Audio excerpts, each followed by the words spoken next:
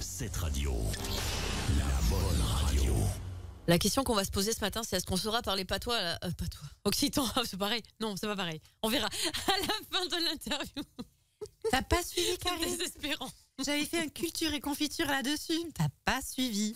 Non, mais il y a des fois, il y a des bugs. Vous avez compris, les grands temps de passer à l'interview du jour. On a le plaisir d'accueillir avec nous Ludovic Gillet. Bonjour Ludovic. Bonjour. Bienvenue sur cette radio. Vous me pardonnerez peut-être le mot patois, je ne sais pas. Vous êtes président de l'association. Pas du tout, je suis administrateur de production. Vous l'étiez peut-être. Jamais. Bon, en fait, Alors. tu lis l'avenir peut-être, en fait, tout simplement, Karine.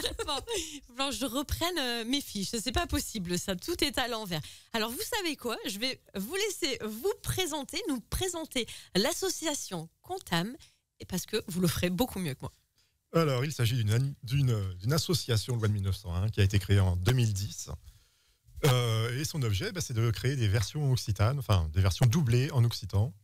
Et en occitan, terme large, donc on va en béarnais, en limousin, en languedocien, bientôt en auvergnat peut-être, en provençal parfois, voilà, en fait, toutes les langues du sud de la France regroupées sous le terme occitan.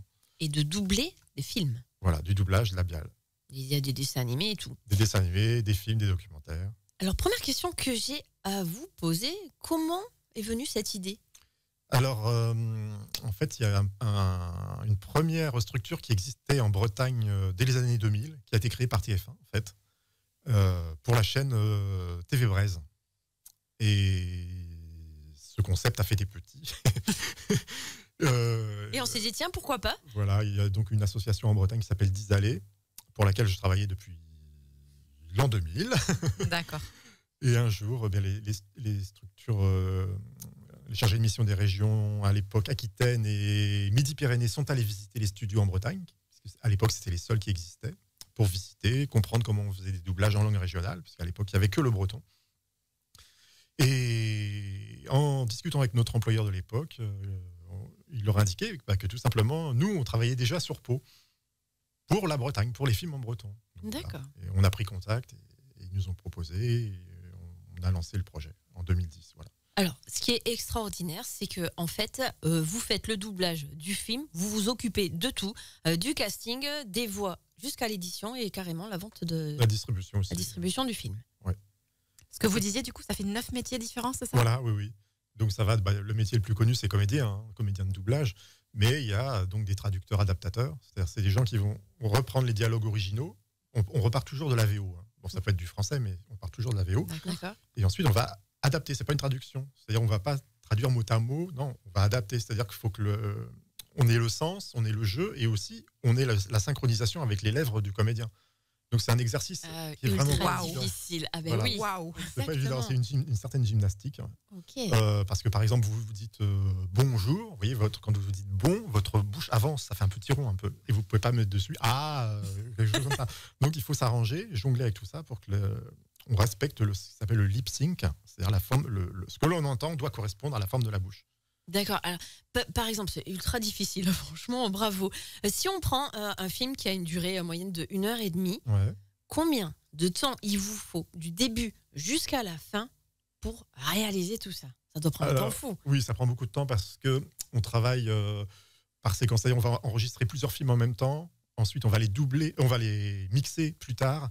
Des comédiens ne sont pas libres, donc ils vont revenir. Donc ça s'étale sur au moins 6 mois. D'accord. Mais Ok. techniquement, ça pourrait aller beaucoup plus vite. Mais c'est impossible, puisque il y a beaucoup de gens qui travaillent ailleurs. Il y a des gens qui sont profs, il y a de tout. Donc, Justement, j'allais vous poser la question de savoir où est-ce que vous trouvez les comédiens. alors, le on a casting. fait des castings. On rencontre des gens sur des spectacles. Il y a des gens qui viennent, qui candidatent de façon spontanée. On fait de tout. Voilà. Et on a en tout une centaine de comédiens et comédiennes, y compris des enfants. D'accord. Voilà. Alors, si on ne sait pas du tout parler occitan, Et bien ça prend. on peut venir quand même, On essayer. peut venir quand même. Oui, il y a Laurent Lavadie à qui on travaille, qui est donc notre directeur artistique, mais aussi le directeur de la structure L'Île au Théâtre, qui se trouve en Dordogne, mais qui va se déplacer bientôt sur Naï. Il va venir s'installer à Naï.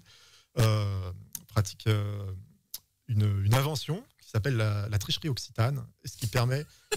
J'adore le nom. C'est exactement ça, ce qui permet de donner l'illusion que l'on parle, et donc ça nous sert beaucoup pour mettre le pied à l'étrier des comédiens qui se lancent et ensuite qui vont au cours et qui se forment et Et voilà, et on a des comédiens maintenant excellents qui ont appris comme ça. Hein.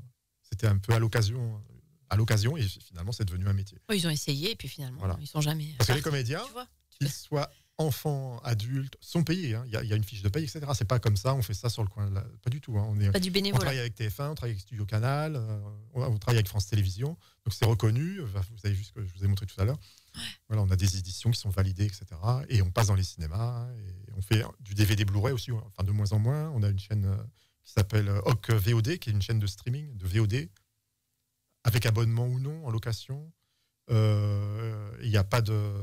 On peut s'abonner, se désabonner à tout moment. Il n'y a pas d'engagement, donc ça, c'est pas mal. Une fois qu'on a regardé les films qui vous intéressent, vous pouvez vous désabonner et revenir plus tard, par exemple. Est-ce que vous pouvez nous citer comme ça quelques films qu'on peut trouver?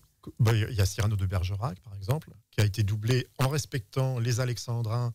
La versification a été respectée. C'est la seule version, à part l'original, où les rimes ont été respectées. Toutes les autres versions anglaises, allemandes, etc., ils sont passés en prose, c'était plus simple. Nous, on a vraiment tenu à garder ça.